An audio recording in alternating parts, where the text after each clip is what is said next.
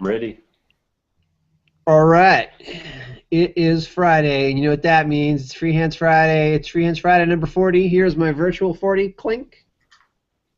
And joining us are Matt and Rob. And today, what are we going to talk about? We're going to talk about amps, melody side amps, everything you need to know, questions you were afraid to ask, but asked anyways. And it looks like Luke is joining us, which is pretty sweet.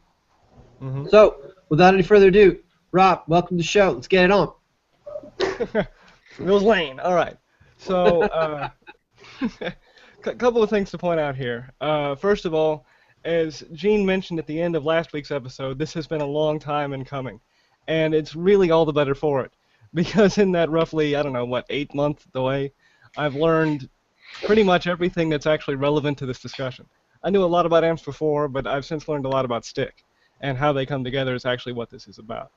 So, another thing I should point out, in case you're wondering where all this information is coming from, about a year ago I studied tube amp design because I had some ideas for new amp features.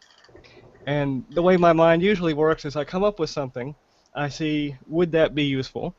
Then I see, is it viable to make? And then how would I make it? And I always, the first two steps are, how would I make the thing I've come up with? And two, how would I do so safely? And that's where the amp design stuff stopped. Because with my disability, building tube amps is a great way to die. And by great way to die, I mean very efficient at death, but not very good way to die in the normal poetic sense. So, I'm a pretty shaky dude. You can probably hear it in my voice. And when you can Did connect you get that, Matt? Did you get that? One way to die. Hey, one way to die. I don't know. One man's ceiling is another man's floor. You know. I mean, it's purely subjective. I mean, if it clears anything up, when you electrocute yourself with a tube amp, you're dead before you hit the floor. Got it. Okay. Yeah. It's fast. All right. Efficient. Mm-hmm. Sorry. Yeah, it's much faster than Madame Guillotine. But Okay. So basically, it's far too easy for me to connect a high voltage accidentally due to my disability, so I stopped. So you're going to see me try to avoid certain depth of detail because it's in here. And where it isn't relevant, I'm trying to leave it out. Fair enough. And I might get a question where I'm a little bit iffy. I might have to get back to you because in that year since I found out that it would kill me, I've allowed myself to forget a lot of the stuff I learned because, honestly, it was a little heartbreaking. I'm incredibly passionate about tube amplifiers. That too will come out. So, yeah, just bear all that in mind. I'm sure it'll be increasingly meaningful as we go on. So let's start with this. Did you? I mean, so let's go back to the beginning, right? Amps, like why tube amps? What's the fascination? Why not just solid state? Like, what's the big deal? Okay, so that starts with the difference between analog and digital, and I have to start there because most solid state amps now are digital modeling amps because it's cheaper and easier to build. That's the weird thing about progress, is the more complicated thing becomes easier. So, with analog, what you have is effectively a dumb circuit. You get what I refer to as an honest reaction. Hi, Michael, thanks very much for joining us. I mean that sincerely. The chat's lighting up already. So, analog circuits are an honest reaction. There's no interpretation of the incoming signal. The circuit does what it does regardless. Digital modeling circuits, they interpret the signal. And if you give it a signal it doesn't know how to expect, or one that doesn't match up very well to the algorithm, you get bad results. And not just in a way where if your EQ doesn't match up or something to the timbre of the instrument, you get bad results. You get bad results in a computery kind of way. You get sounds that aren't even remotely musical because that kind of computation isn't strictly related to music. So this especially. Go ahead. Let me interject something there. So let's just say that we've got a stick, all right? So if one of the variables that we see a lot of in a lot of discussions that kind of come around with the Chapman stick are, is it an active pickup or is it a passive pickup? And if you're running those into your HT500, you're going to get like two different sounds or two different interpretations relative to like an amp modeling pedal or effect. So, are you wanting me to explain why that is? Well, I'm just kind of trying to get an idea because it sounds like the way, with the amp modeling when it sounds like so many things can go wrong. Mm-hmm. Yeah, and it's. How can I put this? Maybe having a puppy at home is a good analogy. When you Speaking have a my puppy, language. yeah. When you have a puppy at home and it doesn't know how to live well yet, as puppies don't, there's two ways to go about it. The first is presumptuously. I know everything this puppy is going to do, and I can just do these things, and I don't really have to pay attention because I've got the right size crate, and I've got the fence in the right area, and the towels in the right corner, and all of that. And those people run into a lot of problems because a puppy is a living thing, and it doesn't know where its ass is yet. I mean, it's a living thing that needs to be watched. And so if you're presumptuous, you're going to have problems. Whereas if you realize that this puppy is alive and it needs guidance, then even if you forget something about the fence, the fact that you're watching it, you can grab the puppy. You're going to do a better job because what's important is not being presumptuous. And so, in a sense, the stick is a puppy. And the presumptuousness of digital modeling, it thinks, oh, I know every signal I'm ever going to get. I know exactly which harmonics in what amplitudes and whether we're going to have odd partials and all the rest. And so when it gets a totally different timbre like the stick presents, it doesn't know what to do. And the problem is when you're talking about musical instrument signals, when your equipment doesn't know what to do, it's not necessarily musical. In terms of it's a very musical EQ, or I love the overdrive sound, that kind of thing. What we don't realize is that what sounds musical to the human ear is a very narrow range of mathematics. And when you get outside that range, suddenly it starts to sound kind of like math. And so that's kind of rephrasing what I said earlier, but getting to the point about active versus passive into the HD500. In addition to the instrument's timbre, you've got the aspect of the active 2 preamp, because that's not just a matter of impedance for the loading on your input impedance setting for the HD500, but you also have the signal level and any kind of filtering, whether it's intentional or incidental in the preamp, as it relates to the instrument's timbre. So what is actually going into the HD500X is complicated compoundedly, or something along those lines of verbiage. But there's many things going on, and so it probably knows how to handle active signals, because you got to think about somebody who's using a shall we say a Germanic metal amp emulation might have active pickups, and people at Line 6 would be familiar with that. I mean, these are the people who brought us the insane amp model on this original Spider combo that sounds ridiculous. It doesn't sound like anything. I mean, it's very aptly named. I suppose if you like, acid thrash or something, it might be wonderful, but they definitely know active pickups exist, is my point. So, but again, active preamps from a guitar perspective, I mean, they might just be thinking that all active pickups are EMG 81, 85 combos. And all from Strat scale links, because of course everything with EMGs is a super Strat. You can't know what presumptions they had in mind, and it may be because that was actually what they were designing, or a technical limitation, and they said, you know what, we're just going to go with the thing that sold best over the last 20 years or whatever. So when you have active preamps in a stick context, you might have active pickups rather. You might have a different preamp compounding a different amplitude, or different timbre rather. So yeah. In case you can't tell, all of that weird phrasing was figuring out what not to say while I was talking. There's a lot there. I hear puppies. Perfect. Absolutely perfect. Well, that makes a lot of sense. I mean, to me, just on the surface, it makes a lot of sense. It seems like you just have more control when you're using an analog amp, and why wouldn't you want more control?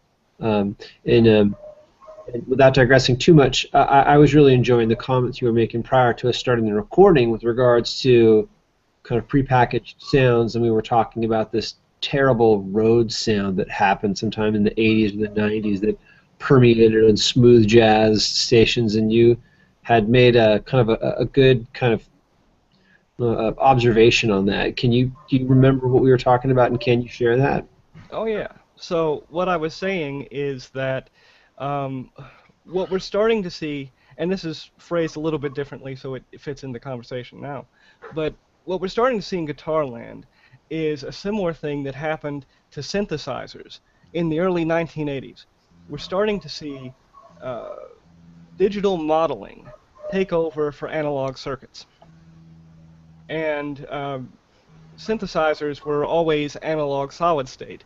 But forget for a moment the difference between tube and solid state. Just the replacement of analog with digital. Because analog synths are very temperamental. They Hmm. have to be tuned frequently. Humidity in particular can be an enormous problem. Yeah. And also they tend to be pretty big and heavy. So when what were called romplers, rather derisively, basically what a rompler is it has read-only memory with samples in it, and you're manipulating those samples in some way, Hmm. and that's what the synth can do. Synths went from being like a bookcase full of odd metal boxes to being ostensibly a keyboard with a lot of knobs and switches, and they were bulletproof in terms of reliability. They were a lot smaller. They were a lot lighter. They were much easier to maintain, primarily because you didn't have to do anything to them. They had internal switching power supplies. So, I mean, just tremendously better for a touring musician. But of Hmm. course, they could be made much more cheaply. And that filtered down into simpler models. And next thing you know, kids were getting a Rompler for Christmas because it was 120 bucks. Hmm. I'm not going to go into Hanukkah. I don't know how that math works. Haha. But anyway, the and so that was the rule for synthesizers for a very long time.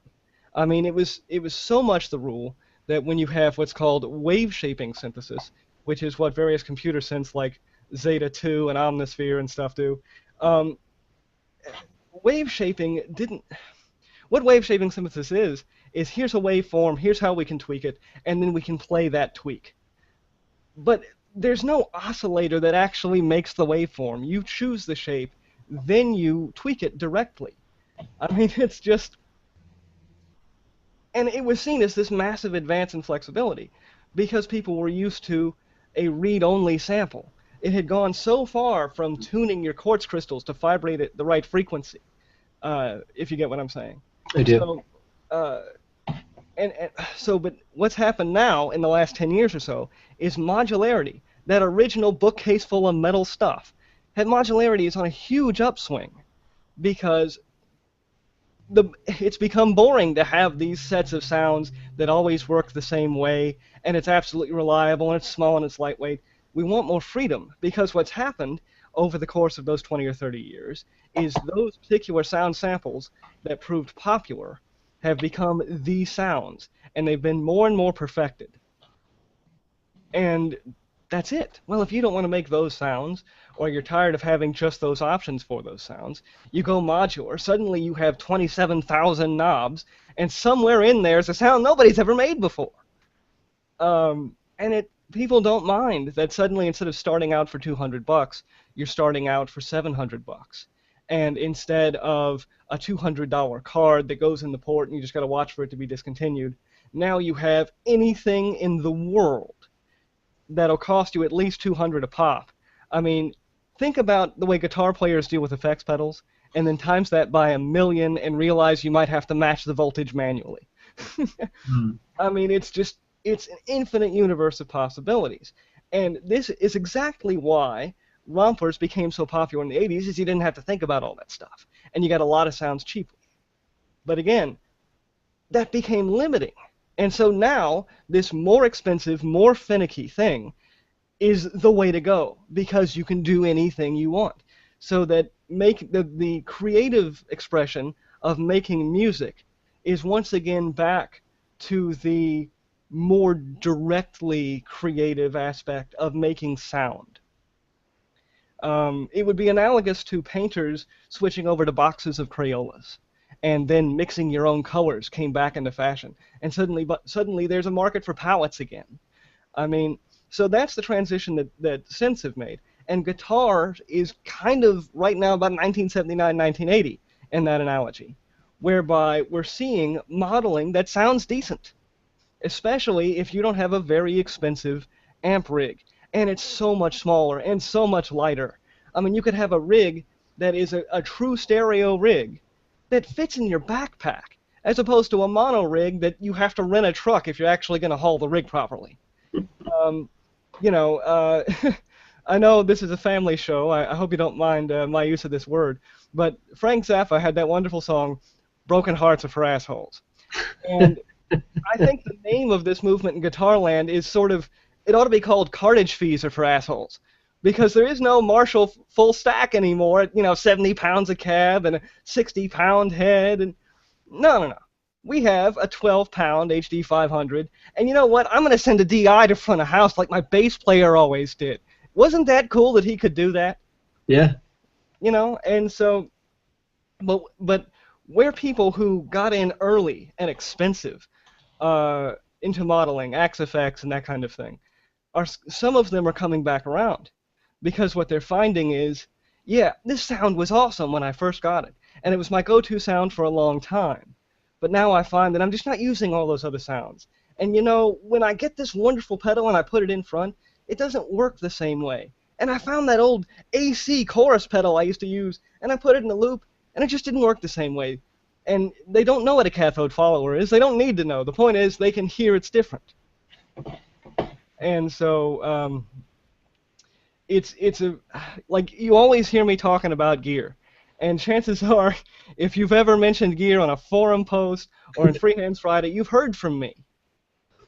It's like, don't say wrong with gear. Oh, you did it. Oh. Yeah. So it's just, I'm really trying to contain myself here in case you can't tell. But this you've is probably heard from me. And the reason you've probably heard from me is it's all about perspective when it comes to gear. Because you can get yourself caught in a trend, spend $3,000, and when you've gotten your head out of that trend, shall we say, your resale value is nothing, and you have no idea where to go. And it all comes down to this idea of buy right, buy once. Mm-hmm. So getting on to the subject, what a concept. In terms of melody side amps, we find that some people are starting to get interested in tube guitar amps for their melody side. Mm-hmm. I know Greg's been a proponent of his Fender, I believe it's a Princeton combo, might be a deluxe reverb. I think it's a deluxe reverb, looks like a 12-inch to me. But he's been a proponent of that. He has a twin reverb, seriously? Wow. Massive clean headroom on those things. You go deaf and you've never heard any distortion. Anyway, they're starting to come around to it. And the problem is, again, because the stick is a totally different instrument with a totally different timbre, different harmonics and different amplitudes, and way more harmonics. We'll get to that in a bit. Because it's a totally different instrument, what makes a great guitar amp might actually make it a worse stick amp. Mm-hmm. So, one more thing I want to point out is this is going to be, yes, exactly, Michael. I defer to Michael Bernier on that one. Master of many things also, especially bowed things. I love Michael Bernier. Okay, so the one more thing to point out is we're going to be actually, provided I can contain my rambling, we're going to be a lot more simple here than you might think. And it's because you need to have a foundation of knowledge before you can go in depth. And if that foundation is where you stop, at least you're an informed consumer. But should we have me on again to go in depth, the only way you're going to understand any of that is that you've had time to think about this. So picking up from what we just said about the timbre of the stick is totally different from guitar. Mm-hmm. Emmett mentioned this at the State of the Stick 2014. Thanks to Gene and Michael Johnstone and Dan Chapman for allowing myself and others to see that. But there's way more harmonics in a stick signal than a guitar signal. And this is everything about interfacing with a preamp designed for guitar, whether it's digitally modeled or otherwise, because there are certain presumptions about which harmonics either aren't there at all or are there and very quiet, that those harmonics could be very loud or they could be present, and it changes all the math. Now, when we get into tube preamps, we have a couple of points that complicate that further. The first thing is tube gain. Not just gain as in metal and shred, gain as in the amplification factor of the tube. Different frequencies are amplified by different factors within the tube. It's just the nature of the tube. And this is what I mean about an honest reaction. The tube doesn't have to know anything about the sound you're trying to get or the instrument you're playing. That frequency is multiplied by that factor at that voltage the same way all the time. And if you bring in new pitches, you get different amplification factors. It's an honest reaction. And so the higher the gain, the more these additional harmonics or the higher amplitude of certain harmonics becomes a problem. Because, well, just a moment. When you have cascading gain, which is what modern high gain is, when you have cascading gain, any problems you had in the preceding tube about which frequencies are there and how loud they are is compounded because that cascade has a set multiplier between each tube. And so if you're a little bit too much harmonics in the first tube, you're way too much harmonics in the second tube.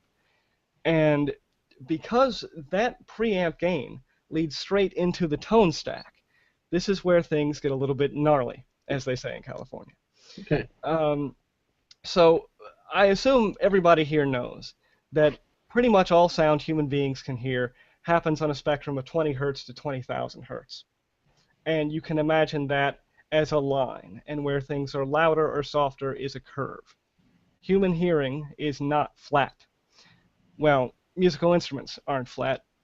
Guitar amps are not flat. So there's always going to be a curve. And where the curve begins in a guitar amp is what's called its voicing. It's effectively baked-in equalization. So what differentiates a Fender clean from a Marshall clean? What differentiates a Marshall JCM 800 from OD1 on a JVM 410? Hello, amp geeks. Those differences in fundamental voicing are baked-in equalization because, of course, all sound that we can hear is just a matter of peaks and valleys on that curve. So if you go from channel 2 to channel 3 of a particular amp and it sounds different, the baked-in EQ, the basic curve of that channel, is different. So when you have these extra harmonics in the preamp that get more and more gain to various factors, when they hit that baked-in voicing, where a guitar might sound fantastic with a little dip here and a big peak here, suddenly none of that math matches up at all. And you wind up with, a 3-year-old's coloring book. And it's just terrible. So, do I need to pause for a moment? No, this is all good. So I suppose kind of the best part is coming, and that is that what is it about the stick in particular? I mean, I'm getting kind of the tip of the iceberg here relative to guitar modeling that we're missing or that can be improved or enhanced. Well, it's quite possible. Basically, that's going to be a future discussion because you have to understand some basic overview points before that's going to make any sense, and also I have to get a stick and do some measurements before I can actually present that. So that baked-in voicing already doesn't line up, and where that comes into it is on a high-gain amplifier. Like, for instance, I've got an EVH 5153 over here, and it's got a true clean channel, unlike a lot of high-gain amps, but it also is fantastically high-gain, and the different channels have different voicing. Now, channel 2 is like a JCM 800 basically is the voicing. Channel 3 is thoroughly modern. I mean, I can't even compare it to something. But where that difference matters, why I'm bringing it up, is that the voicing of Channel 3 favors high gain playing, the way certain harmonics come out, the way you get a sympathetic low end from the amount of gain through the tube. It actually is like there's a sub-octave effect involved, and that's why palm muting on a guitar, which brings out a kind of a chugga-chugga kind of low end.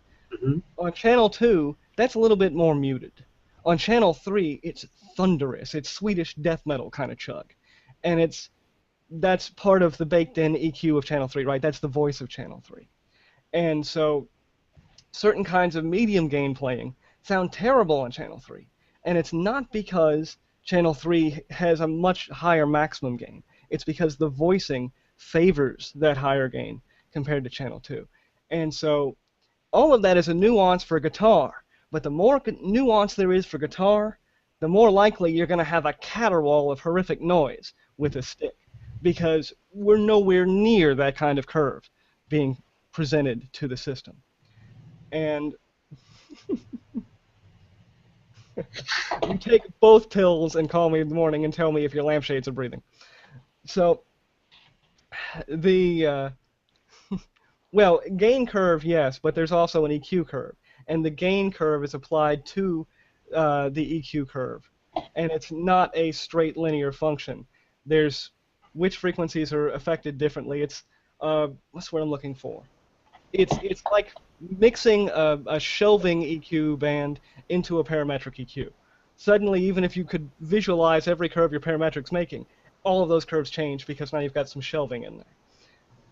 And if that's Greek, Google later. We got too much here. So this gets us to the second part, the tone stack. Now, I'm not talking about amp topologies for where the gain is, and is there a tone stack driver, and is there a recovery stage after the tone stack. I'm just talking about the EQ knobs we're used to seeing, treble, middle, bass. The way EQ works, and I think I already mentioned parametric EQ, but parametric EQ deals with parameters, and all EQ has 3 parameters. It has the Q, which is the bandwidth, how fat the curve is. It has the center frequency, which is the frequency at which the peak of the curve is. And then it has the booster cut. Now, on a guitar amp, you've got all cut. So if you want to zero it out, then dime the entire tone stack, and if there isn't any inherent cut in the voicing, it'll be level, unity gain. But the significance of those 3 parameters with regard to the stick and a guitar amp is, again, the stick is presenting totally different harmonics, a much different sound. And those, the Q, that is to say the width of the curve, and the position of the curve, that point at which you're tweaking, so the frequency that is the bass knob, the frequency that is the middle knob, that may make sense for guitar, where it might need help at those frequencies. Like a presence knob, for instance. The reason the presence knob is different from your mid knob or your treble knob is a different frequency. And so this mismatch doesn't just affect the channel voicing or the preamp gain. It also affects whether or not your EQ helps you at all. Because if you turn your bass knob, it might be that's totally the wrong frequency for a stick signal, especially if you're running like baritone melody and you're hitting your second fret on your first string on the melody side. It's just, and there's no adjustability to it. And this is one thing, one benefit we got of sort of the digital perspective on stick that I think that we need to recognize as we try to go more analog, more guitarish. And that is, digital stuff tends to have very flexible EQ. You can choose what your bass frequency is for your bass knob. You can choose to have 3 or 4 knobs, or maybe even 5. You can choose to set up the curve at a certain frequency and below before you even reach those knobs. You have enormous flexibility. And this matters because even if you're just running the melody side into a particular guitar amp, you have to treat the stick like a full range source, because what you have to look at is the signal that you're sending into the amp isn't a guitar. So either you make it more like a guitar, which is tricky, we'll get to that, or you just prepare it as best you can in terms of cutting out certain frequencies that the preamp can't handle because it's too low, it messes up the gain structure. You pre-curve the frequencies that you have in your tone stack so that that stack gives you a more relevant level of cut. All sorts of things. You hear advanced guitar guys talking about doing EQ pedals in the loop, and that's a good way to shape the sound of an amp. But it comes after the preamp. It comes after the tone stack. So if your instrument doesn't match up to those EQ points, putting an EQ pedal in the loop is not going to save you. The damage has been done. You can't possibly have enough boost and cut with enough bands in that EQ pedal to make up for it. And what's really significant is that anything in the loop,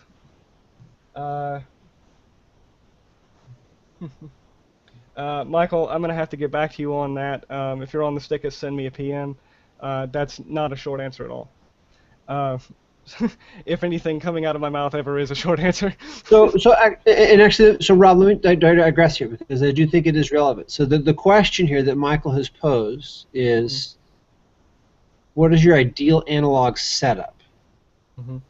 Well, in broad terms, it is an absolutely neutral, full range analog system. Think for a moment about the Rane SP13. It is, as far as I can tell, because I haven't run a stick through one yet, it's neutral. It is symmetrical, so the melody side is the same as the bass side. Why does that matter? Well, what if you're running dual bass reciprocal? That's why it matters. The stick is a flexible instrument. Your rig should allow that flexibility to come to fruition.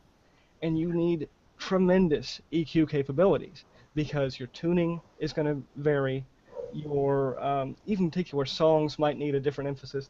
Like if you've got the passive 4, it's got the don't I remember there's something. It's not the mid-frequency knob like on the railboard, but don't I remember it has some kind of filtering aspect to it? Or no, that's the comb filtering of the pickup combinations. Going advanced again, sorry. So you need tremendous EQ for however you may play your instrument, because it is, again, sort of automatically like a full range sound. But again, it's symmetrical, it makes no presumption over your frequency range, it gives you massive amounts of EQ capability, extremely flexible routing, because there's no telling where you might want to send certain signals for effects or something else. And lastly, what you need is the ability to have a summing mixer, which again the Rane SP13 does, because you might want to run into a single full range cab, or you might want to feed a mono signal to the front of house. This idea that the two sides have to be separated, well, it's good that they can be separated, but you also need the ability to join them in a properly summed mono signal at the end, in case all of that separate processing is still preparing a mono signal for wherever it's going to go. The SP13, I think, does have some room for improvement, but overall, it's a pretty solid model of what an analog stick setup should be. Okay. Okay, yeah, that's good to know. Okay, so Michael, I don't know if you're still on the call. I mean, I see you there, and I see that you're muted. Did you catch all that? He's muted. I don't see his image. He chatted. He said he did. Okay. Okay.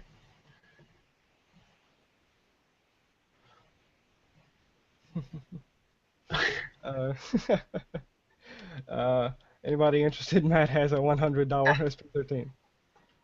So, okay. So where we left off. Well, more specifically, I'm actually.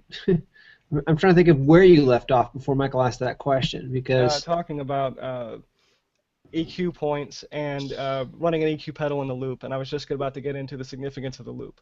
Okay, yeah. And So summing the two halves of the stick, which I find to be one of the biggest problems I have with the stick. Because when you do go mono, you can't do that with the stick up, but you can do it with the active 2, or you can do it with the passive 4. But when you sum them, go to mono, dual mono, whatever you want to call it, actual mono, the volume spikes dramatically on one side or the other, depending on what your pickup is. That drives me berserk. I think that I want them to be, I need to get my pickup customized or something like that, but I want them to be able to sum at the same volume.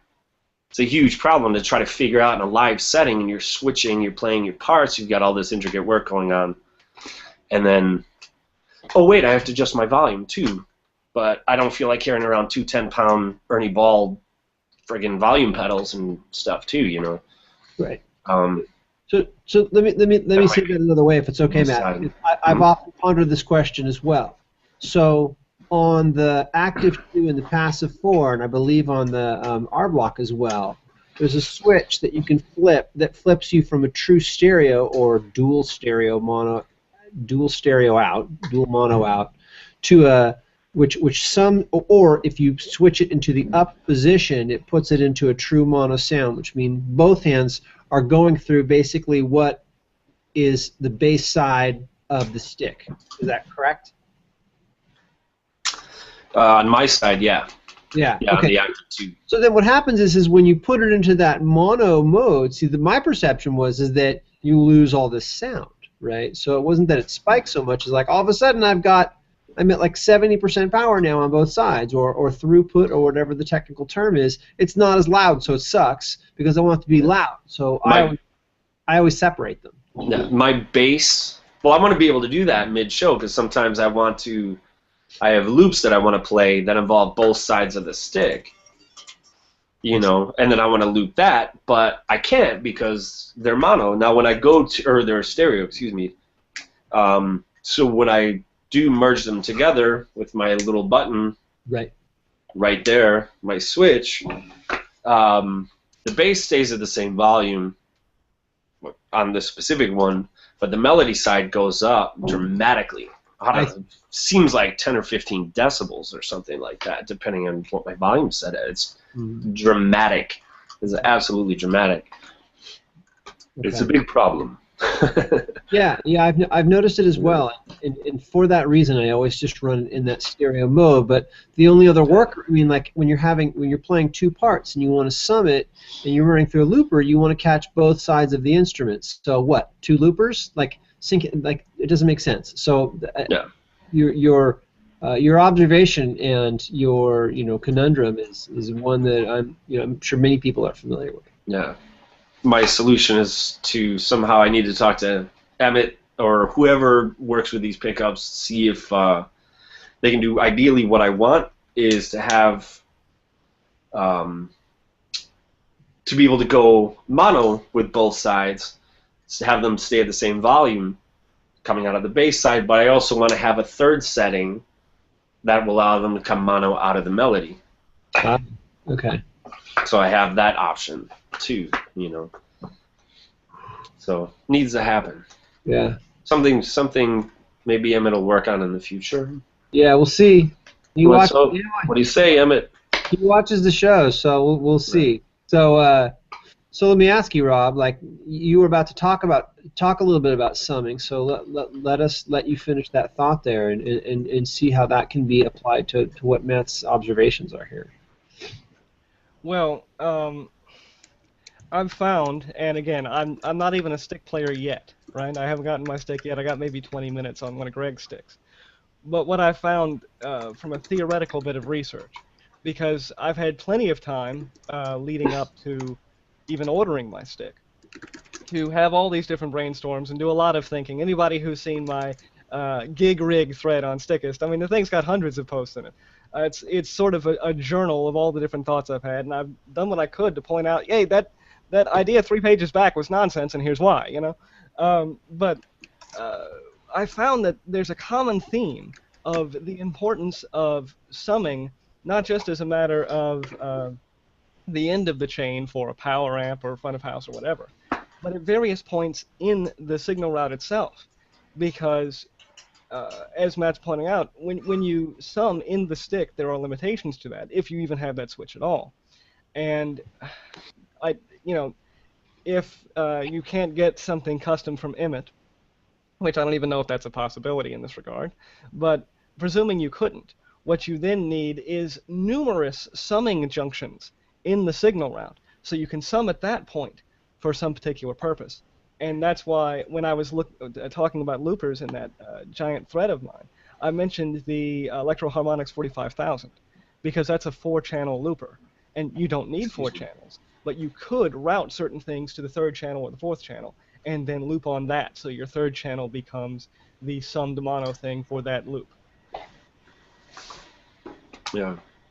I'm too simple. I'm plug and play. I like direct line of sight, nothing. But I play with a Kemper profiler. I've barely begun to scratch the surface with this thing, although I have started finally. But I'm too simple. I can't have anything too fancy or anything like that. Nothing too complicated for me to troubleshoot. So I just need something. Ooh, I can follow the line, you know. Well, in that respect, follow the monster brick road.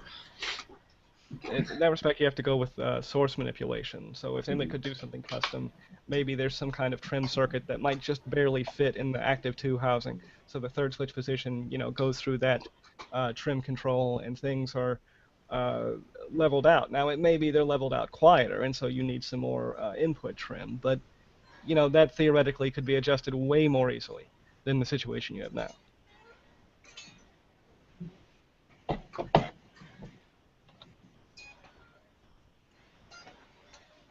All right, so hang on. Let me see if this is a question. Deep breath. Mm-hmm. So summing, that's where we left off. Yes, okay. So I think I'd actually finished about summing. I was getting to effects loops returns. Okay.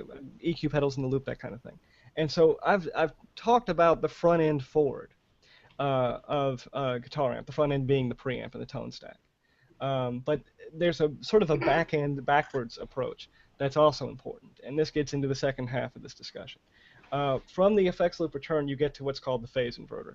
For the purpose of this discussion, it doesn't matter, but it's there and it'll come up later. So there's a phase inverter after your effects loop, and then that goes into the power amp.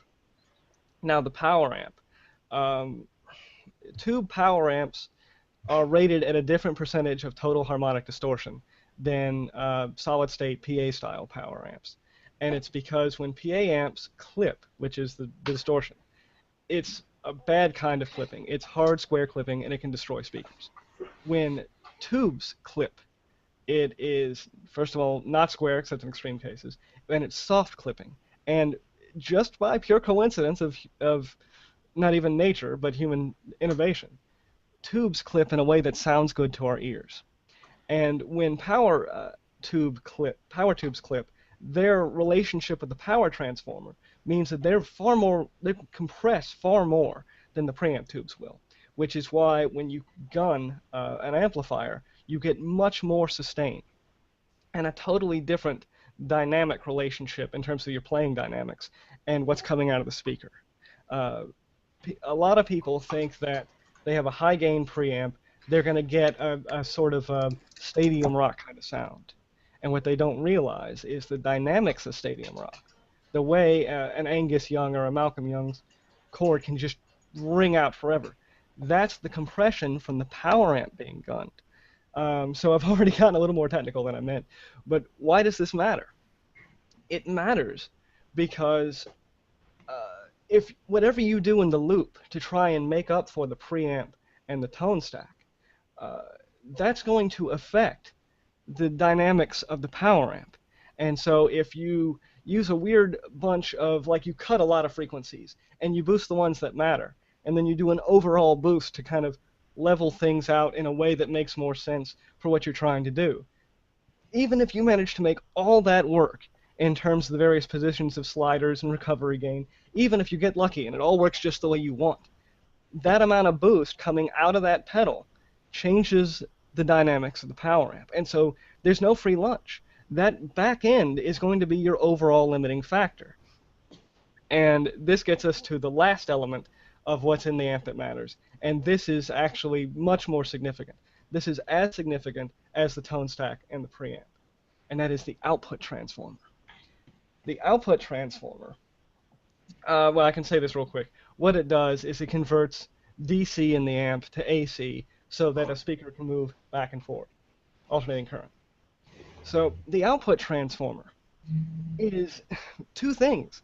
For one thing, it's a hidden limitation because there's a basic formula for an output transformer. The lower the frequency that it can support, the bigger it needs to be. The more wattage that it can support, the bigger it needs to be. So something that's been kind of known to guitar amp nerds forever is big transformers are good. The bigger the better. Well, there's a bit of a catch if you're putting a stick through a guitar amp with that, because at a given wattage, bigger means it allows lower frequencies through. Well, if your stick goes lower than a lot of guitars do, and for instance, the stick has some low tunings like deep baritone melody, 12-string matched reciprocal, dual bass reciprocal, I mean, obviously, but deep baritone melody and 12-string matched reciprocal, the lowest note you've got on your melody side is equal to the open note of a 7-string guitar. And any of you who've ever heard a 7-string guitar, you know that when they play that note, you're not actually hearing that note. You're hearing various harmonics of that note. And it's because the output transformer isn't letting that frequency through. But if nothing else in the amp cuts off that frequency, and you have an oversized output transformer, that really low note can get through to the speaker. And that matters. I'm glad to hear that, Matt. An awful lot of 7-string guys I have heard don't hear that. But that matters because most guitar speakers have very limited excursion. In other words, they can't put out a very low note. Because guitar, you don't really have to. But if that amp doesn't cut off that frequency, and if that output transformer is oversized, in theory, you can get a note to your guitar speaker that your guitar speaker cannot handle. So it's a limitation for stick players, but it might also be a safeguard, because when's the last time that you hooked up your stick to a guitar amp and thought, I hope my tuning isn't too low? It just doesn't enter your mind. And so this gets us to like the last thing before an overview, because we've had a lot of depth kind of sequentially. Combos, if you're looking for a guitar amp for stick, I can tell you right now, before any further analysis, don't get a combo, because you need the ability to freely match the speaker to the power amp in a way that the amp designer probably did not have in mind. And when you get into tonality, of course, I always argue for a separate cab, because you have a lot more freedom of internal volume and is it ported and all kinds of other stuff that deal with speaker cabs in particular. So to recap, probably your EQ is not going to match up at all. The preamp isn't going to understand the timbre of the instrument, and it is theoretically possible that you could get too low of a note through and damage a speaker in a way that would never come up for guitar, even 7 and 8-string guitar necessarily. And oh, that's the other thing, is like I said about gain isn't just about metal. All of this is true no matter how clean the amp is. The cleanest Fender you ever heard, because it's a guitar amp, is theoretically just as vulnerable to these problems.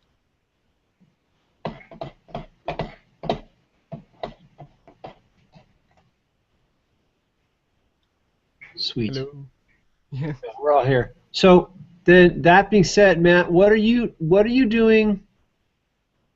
So yeah, and we didn't. This was need to be in a whole nother discussion on the left side, right? For bass, for guys that are using stick as a bass, which is a whole nother debate. But just for today, that's a lot to chew on. So now, Rob, do you have any suggestions for like resources that you've used that have been helpful for you to better understand kind of the math that comes along with finding the right amp for a melody side amp? Like what resources out there? You mentioned the guitar side in particular. It's kind of off the grid, but are there, for deeper kind of independent study or independent play, what would you recommend for people to kind of research or to get more familiar with to make a good decision or to embellish a decision they've already made and make better? Matt, you want to say something? Actually, I was just writing out some questions now. Um, like, I get sorry, Gene. I thought you were talking to Rob there, so I I was. wasn't. So, yeah, I Okay, had Rob. I had a very specific question for you, and that is Okay, that okay. I resources. wasn't paying his. Okay, I thought Matt wanted to jump in. I didn't want to cut him off. No, So, resources for learning more. Just like give us one or two that you like that's informative that will help people to make a good decision. well, in terms of specific resources, I think that if I tried to give you specific addresses and things, it would actually do you a disservice. The general approach you need to take is think of yourself as you're going to be running your own mixer at gigs. You need to run your own sound. Get a basic understanding of overall sound reinforcement from like a front of house perspective. If you have a DAW, look for a signal generator, look for a parametric EQ, look for a graphic EQ, play with it. Uh, Again, if you have a DAW, run your stick direct in and play back the track that you've recorded on a loop and turn those knobs while the loop's playing. Get a feel for what different frequencies sound like with different levels of boost and cut. Get a feel for what compound curves, so using 2 or 3 bands of EQ at once, sound like. Get a look at the way shelving interacts with what those points are on the other knobs. Like I was talking about, that convolutes the math tremendously if there's shelving involved on one of the bands. Get a look at what that looks like on the curve. But this is an overall approach. If you don't have a DAW and you can't get a cheap one, then look online for various guides of learning how to run sound, learning how to run mixers. Look at specs for mixers. Read the manual for the EQ section. Input gain, things like that. Because when you start to, okay, here's the analogy. You can learn chords, you can learn scales, but intervallic training, hearing what a minor third is and how it sounds differently from a major second, so that you can spot that interval in music. That kind of training is what you need to have so that you can hear, hey, that treble knob is at 1 kilohertz. That mid knob's at 750 kilohertz. Because all of this is not just preparation in general for composing more interesting music and making better mixes. It's also a matter of when you go into the store with your stick and you plug into an amp they have, you're going to hear a sound that isn't good.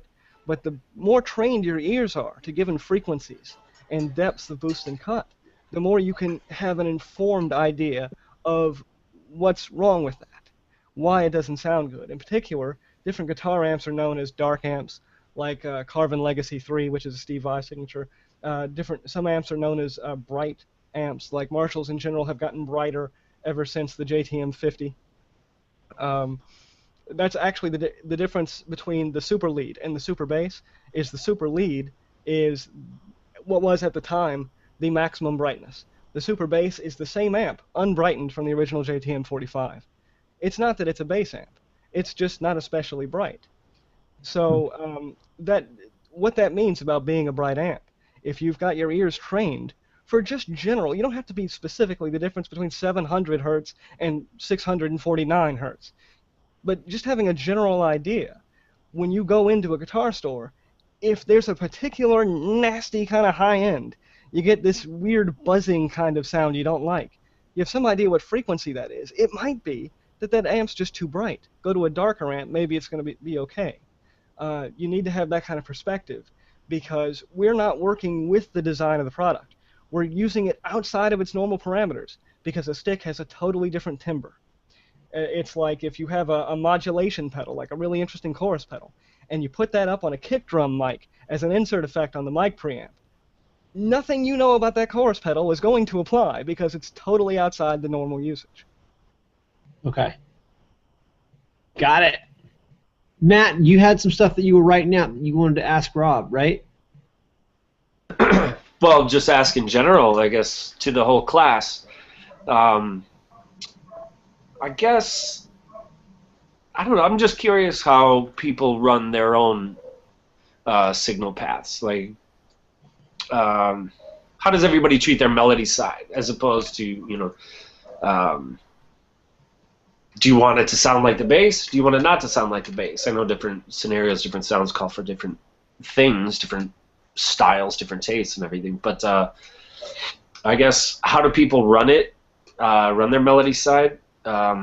Are you satisfied with the results? And what do you, if not, or even if so, I mean, what are you ultimately aiming for? So let me put that question to Luke and Jer here, because you guys have been pretty much quiet the whole time. Do you have a say on that and running the melody side, or? Um, am I unmuted? Am I unmuted? Am I all set here? We can hear you. Okay. Okay. Cool. The first thing I did when I got my stick, 2.5 years ago, was I got a bass practice amp, ran mono into it, and it was good enough. I figured, okay, I'm not any kind of a player yet, so I don't need much of anything just to get going on it. And then I had a chance to get an SWR 500 watt bass head, and Rob, you were really, really instrumental in helping me out with the choice of the carbon, bass cabinet for that. Now, as soon as I did that, I realized, okay, I'm going to need a melody side amp if I'm going to split up like that. So, I've got a friend that owns a music store, and I just said, I need a guitar amp. I need something relatively inexpensive. What do you got? So I ended up with a Line 6 Spider 4 30 watt. And I've never been happy with it, and for two reasons. Number one, it never captured any of the really upper end brightness that I was getting out of the instrument otherwise. And number two, the models, the sounds coming out of it always sounded really, really cheesy. The distortion was never good. The saturated sounds were like a kazoo, and it was just not a pleasant thing to listen to. So then when I got the Railboard, it didn't improve anything, because my older stick had a stick up. So the R block didn't sound any better than the stick up did through the Line 6. So what I started doing was using my Railboard directly into a mixer or directly into my computer through my USB interface. And out of everything I've used so far, what sounds to me to be the nicest, cleanest, most consistent thing has been going straight through the USB interface into the computer, into Steinberg. I'm using Cubase. And so the clean tone is really, really nice. But lately I've been trying to work some more on some of my original stuff and trying to get some distorted tones. And the modeling in Cubase has just fallen flat for me entirely.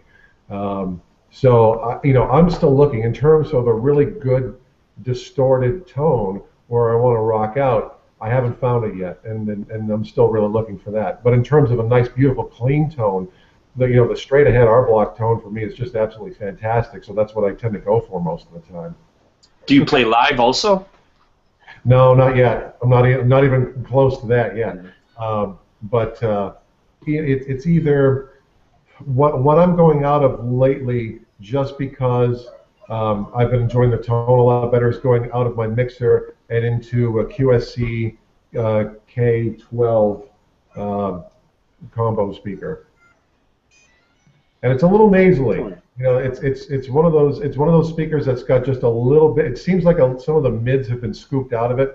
So what I end up doing with the EQ to make it level out a little bit is to pull back on maybe the first couple of EQ sliders on the low end, and maybe bump up just a whisker of a bump up in the mid range, and that flattens it out a little better, and it sounds a little more natural that way.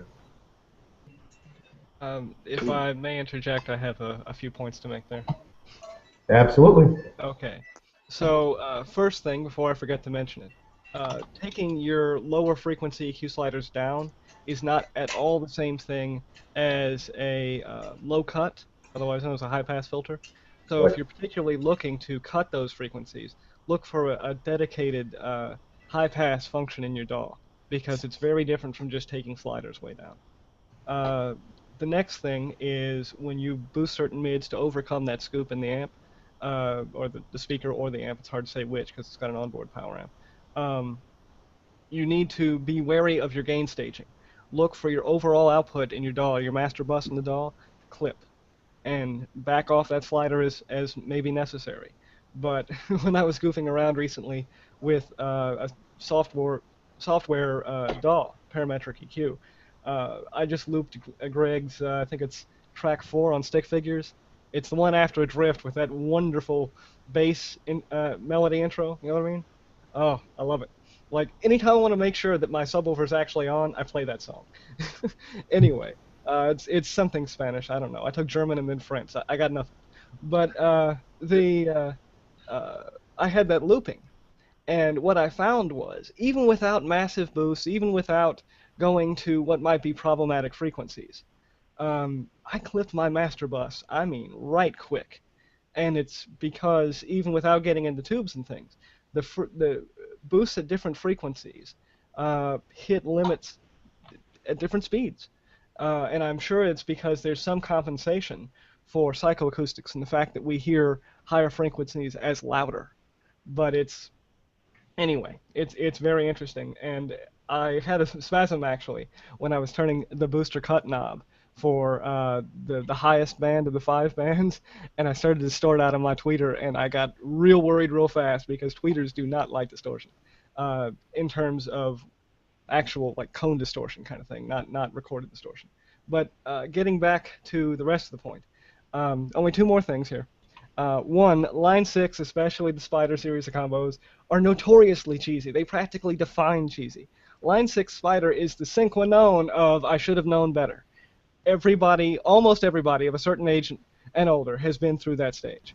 In fact, younger players, like a couple of times online, I've unknowingly given advice to a 12-year-old. You know, he just had abnormally good punctuation, and that person, yeah, you've been there. Yeah, that was me, bro. That was me. So, what's interesting is that there are people out there that are young enough that they've known since they first got an instrument to stay away from Line 6 Spider. It's really fascinating, the age range, particularly where you get old enough where they've never looked into any of this before, and they walked home from Guitar Center with a Line 6 Spider and an Epiphone, get home and Google some setup guide, and they find 50 pages of how terrible it is, you know? So anyway, I just find that kind of thing interesting. But the last thing, talking about using your mic pre's, this is actually something I should have included, but I was focused a little too tightly on guitar amps. The more neutral, the better, basically, for a preamp. And you can't get, with some exceptions, you can't get more neutral than a mic preamp. The reason being, there's no way to know what microphone you're going to use. But more importantly, there's no way to know what you're going to put that microphone in front of.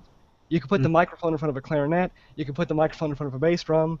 You could put it, under a piano in a way that maybe Eddie Kramer told you at some backstage meeting. Who knows? Maybe you saw Chick Corea do it. I don't know. There can be no presumptions about mics. So your safest bet is a decent mic preamp, provided that you have a lot of processing ability behind it, particularly in terms of EQ, because then there is no voicing. You have to make the voicing. And that's actually, we get off very nicely with the clean sound of a stick, because the stick sounds good. And that gets into psychoacoustics of harmonics, what makes a ringing bell a good sound, right? The stick sounds good in that way. So if you can just get a neutral, clean sound, your work's done, unless you want a different kind of sound. So Rob, let me interject something there, because you kind of pulled out, or you mentioned a technique that I thought was really good that I've seen other guys that are in professional sound do, and that is that they loop a sound. So they'll find a sound that plays at a certain frequency, like, hey, hit the kick drum, and people hit the kick drum and they dial it in. And so it's good to have something that you're familiar with and to be able to actually play it and then stand back and listen to it. So oftentimes in a sound check, ironically, right, the musicians, on the stage, not the back of the house, listening to the actual sound coming forth, and they trust that the sound man will convey what they're trying to do in terms of getting a quality, the frequencies that are being transmitted. Now, there's not a lot up to the musician in that regards, but if you're listening to something and you're playing it, wouldn't it be great if you could loop it and then step back from it and listen to it? And the analogy that you made with having a track in particular that you play, I think is kind of a good practice to have, is if you can have somebody else play it and step back from it and listen to it, or you can make adjustments in times to the EQ while you're actually playing it and feel the satisfaction of what works, what sounds good, what makes sense. Yeah, it's known as a virtual sound check with a certain recent generation of digital mixers that have multi-track recording on board. Or if you're using, for instance, a Presonus Studio Live in combination with a DAW, and you're using FireWire sends and returns, then you can play back in the DAW. But the basic technique is called virtual sound check. So you can do that to yourself with, on your own computer with recorded tracks, whether they're yours or other people's. But if you really want to get sort of in detail to it, you want to get a sort of a test yourself kind of understanding. What you can do is use a series of mono tracks, each one with a signal generator on it at a particular frequency of sine wave. And then you play them all so that you have a number of particular frequencies playing. And, if you've got a relatively recent computer, this shouldn't even be difficult, because there isn't that much CPU power behind a signal generator, and having a lot of them running at once still isn't that bad. And then on your master bus, you apply your parametric EQ or your graphic EQ, and you see how that overall curve favors some tracks over the others in the mix. Okay. So something else I kind of wanted to add here was, Jeremy, you kind of joined us a few minutes into the program. Was there anything that you wanted to add here that you wanted to ask Rob in particular, or your experiences that you wanted to share? Well, some of you guys know me, and some of my bass background. I've certainly been messing over the years with a variety of different pieces of gear, whether it's pedals or amps, and it was kind of, Luke, it was kind of nice to hear you say that you're using a mixer in line with part of your rig, and I actually use a Mackie a 4x2 in my live rig these days, and it actually gives me a lot more control, and certainly a lot of like what I look for certainly is a softer sound, between compression and various phasing effects and delays that I use. Not really 100% a big fan of distortions and things like that. I think it does kind of take away from what the stick does and what it should do, at least in my opinion. But having those kinds of tools available, I think that really it's a great thing to have. I mentioned in the last time I made an appearance was the Step-About. And I think the Step-About is a highly versatile pedal, especially whether it's for routing or just overall balancing of the sound. So anytime I've used the Step-About in any rig thus far, it always sounds great. Right. And I think you even mentioned the Rain. What was it? The SP13. I think I had one of those a long time ago, and but I didn't like the graphic EQ interface of it, so I think I kind of dumped it at that time. I didn't like anything about it. I mean, I like the sound, but I just, it was you had to rack mount it, so I wasn't a big fan of that. But between analog command, compression, chorusing, phasing, couple delays, these days, especially here gigging in New York, I don't have the luxury of bringing a lot of gear. I don't have my choice set up all the time. You're always reliant upon whatever backline, whatever venue is providing to you. But in the studio, at least you have more opportunities to kind of play around with your sound. But it's always the sound based on the piece. I mean, from a composition or a songwriting perspective, it's what does the sound need? What does the song need for that sound, etc. And that's a huge challenge for stickists, because a stickist can be playing any number of roles, right? You've got guys with SG12s, you've got guys with stick basses, some guys are doing MIDI. Hey, look, these guys have a different tuning. They're using double matched bass, reciprocal, whatever that is, and so it's different on any given day. Where you look at a guitar, it's like it's got 6 strings, it's tuned this way. There's single coil, there's humbuckers. Let's make a processor, let's make an amp, and so people who majored in philosophy are often the best stick players, right? Because what can we dream up? What comes next? And what works for you? What and like you said, what is it? Convenience for me is paramount, right? It needs to be like lightweight and easy. I used, I'm like the child in the room here, because I'm using like 2 EV ZFX 112 powered speakers with an HT500, and I use a little Alto like shit box 6-channel mixer, which was like $54 at Guitar Center. But the thing is that's exactly what I need. And for me, it's good enough. Rob would like hit me over the head if he saw it. Like he'd just be like, "What are you doing? What are you doing? You're sacrificing these tones and these qualities of the instrument. You're missing out on it." So I mean, this is incredibly educational for me. So I feel like I'm wanting to get an analog amp, like I'm wanting to ditch the HT500, but I'm committed to it in that regards. I use it as basically like a glorified compressor reverb pedal. That's kind of what I use it for. But and a lot of times people turn off the amp sims on it because they just want the effects on it. But that being said, there's also this kind of utilitarian kind of need or necessity that takes over, and that is that I have to actually, like Rob was saying, you have to haul this stuff to the rig or to the gig rather. You can't be you don't have roadies. Right? So.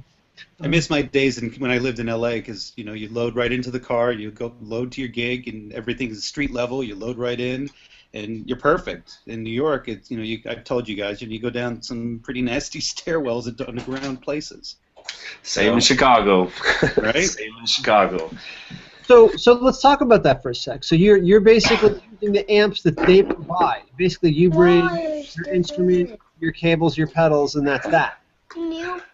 And you were talking to him. Hang on a second, guys. Well, that's good. Let's get some of that, Jeremy. What do you got there? Jadav, can you tell everybody about your... Nope, he's a little camera shy. No, I'm sorry, what was the question? The question is... the question is where you're playing. In the actual place that you're playing. Some places have amps, right? You're saying like I mean, some of the amps that I've unfortunately had the chance to play on are like these old punk clubs, and these amps are like completely shredded. But I'm a bass player, so it's like God. What happens if you have kids? They're on vacation. There's not much you can do. We thought it all. He said it. Like that. Exactly. Anyway, so, you play these really crappy, beaten up rigs, and you do the best you can do with the gear that you got. I mean, my choice rig, honestly, is a Gallien-Kruger 15 and a 2x10 cabinet. And even as a bass player, because I do a lot of switching back and forth, and I also run my synths through a lot of the same rig just for versatility. So, man. But anyway, so when for those choice moments that I actually get a chance to bring my own gear, then I actually have the sound that I'm looking for. I think a big part of it is for solo players, they're the ones who are always going to have the same sound every single time because they have their rig set up the way they want it. Yeah. And that's usually the situation I'm in. Is I'm always trying to emulate that one sound that I have that worked for me at that time, but that'll be different indoors, that'll be different outdoors, in a hall, in a coffee shop, whatever it is. So. Agreed. Hang on. Hey, little buddy. Hey, what's wrong? Listen, we're just at about time, but I suppose what I mean, and I asked it kind of a little bit earlier, Rob. For starters, thank you very much for sharing all the information with us. I think that this is information that a lot of people. I mean, there's an incredible amount of technical depth to it to make an informed decision. It's good to have somebody in your corner that can know the model of the amp, know the model of the effect that you're looking at, whatever it is, and just give you a resounding, are you using it for a bass or using it for a stick, and give them an answer. That's always a plus. But what I'm kind of feeling from you is like experiment, try it, break it, fix it, record it, make it sound good, and then that's probably, that's the best way to get to where you want to be with a good melody side amp. That being said, I just wanted to add one last thing, and that is that like, what are next steps for us, or what that you can offer the community here in terms of continuing that kind of question, like give us some like three, or one or even two kind of realistic kind of short-term tasks that they can do to finding that ideal amp. Well, I'd say primarily what I was saying before about if you've got a DAW, use it in these particular ways. Really, the first thing you can do in finding your ideal amp is get an idea of, for want of a better phrase, what sound actually sounds like. Because if you're used to just what amps sound like, and particular guys who set every amp in a Guitar Center the way they run their amp at home in terms of the EQ knobs, because they don't realize it's actually a totally different system in that box. Get an idea of what frequencies sound like, what different EQ curves sound like, what sound actually is. Because, I said it before, I'll say it again, you're not a guitar player. You're not playing a guitar. It's got a totally different timbre that changes everything. So you have to be an informed consumer of sound, not amps. And knowing sound better allows you to better understand the amp you're presented with. And in particular, to, as politely as you feel comfortable with, shove off salespeople. Because you know they have no idea what it is you're going to put in that amp. It's just the way it is. I see. That also goes, this is a subject for another time, but also goes for bass cabs. Because we have lower notes, but more importantly, we have stronger fundamental. And that changes things quite a bit. Now, bass amps, you tend to have high-pass filters that are actually mentioned in the manual. Like Phil Jones' bass, all his stuff is high-passed at 40 hertz. Says so in the manual. So, again, that's a whole different discussion. But a couple of points I want to make before we stop. And that is, somebody, I've forgotten who now, I think it was Matt, or maybe Jeremy, said that they didn't like the graphic EQ on the SP13. I am a strong believer in EQ should always be on knobs, because it's a lot easier to turn a knob than it is to move a slider, especially multiple sliders. Graphic EQ has a place in tuning for the house or a room, that kind of thing, for where you are. Environment EQ is graphic. Instrument EQ should always be a knob. And parametric EQ, I think, is especially important. First of all, because it allows you to work with different instruments or different setups. But also, it gives you a function that you can't have on a normal EQ system. And this gets into something that I think actually would help a great deal in terms of learning sound and frequencies. What you do is you set a given bandwidth on the cue, and you get a certain boost or cut on the gain. And what you do is you sweep the frequency knob, and you hear what that shape at that amount of boost or cut sounds like across the spectrum. And that is amazing to hear just instantly, because the faster the change is, the easier it is to compute. Right? We're relatively primitive creatures. We have short working memory. In fact, I should point out, auditory memory degrades after 10 seconds. If you ever think you're comparing like a 30-second sequence, like a melody, with different settings, you've already forgotten it by the time the next setting comes up. You've got 10 seconds. That's a very important thing to understand. And that'll give you a very good baseline for when you're playing around and making it meaningful. I mean, feel free to just have some fun. But in terms of what you're actually learning, that 10-second limit's important. But sweep the curve. Because when Greg did that excellent demonstration of the R block and the different settings for the mid filter, for the mid cut, the different vowel sounds, you sweep that knob, you know what frequency that sound is. And suddenly you feel like you just got a master's degree. But more importantly, you've got a better idea of if I have my R block at this setting, that changes my EQ thusly. It's important. Okay. Wow, that's good stuff. So, that being said, I think we're going to wrap it up.